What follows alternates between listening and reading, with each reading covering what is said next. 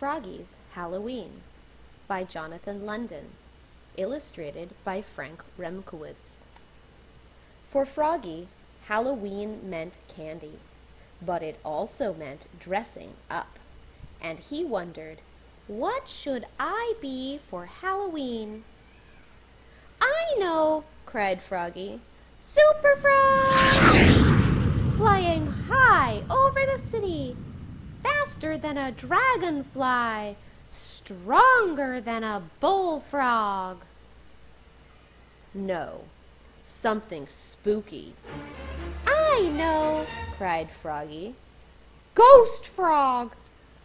He poked 2 holes in his mother's best white sheet and draped it over his head. Ooh. No, something scarier. I know, cried Froggy. Vampire Frog! He put on his black cape, swoosh, pulled on his mom's black tights, zoop, put on his slick black wig, zat, and said in his best Dracula voice, Trick or treat, smell my feet, give me something good to eat. If you don't, I don't care, I'll pull down your underwear. Froggy, called his mother. What? Halloween's not till next week. You're supposed to be doing your homework, dear. I'm Count Van Frogula, said Froggy. Vampire frogs don't do homework. Froggy's mom laughed. Vampires have fangs, she said. You're a toothless wonder. Oops, cried Froggy, covering his mouth. So all week at school, Froggy wondered, what should I be for Halloween? A football player? A cowboy? A zombie? Froggy, cried his teacher, Miss Witherspoon. What? Kindly keep your mind on your work, dear. But his mind was on Halloween. Every day after school he got ready. He carved crazy pumpkins.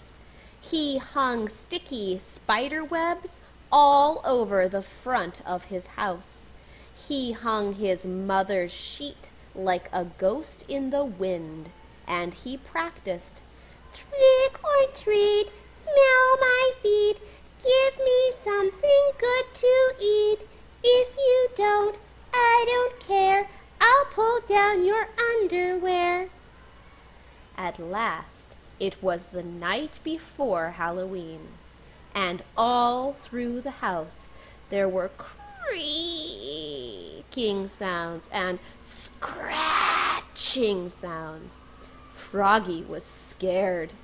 He shivered in bed and imagined ghosts and goblins and werewolves and witches. Witches! Zap!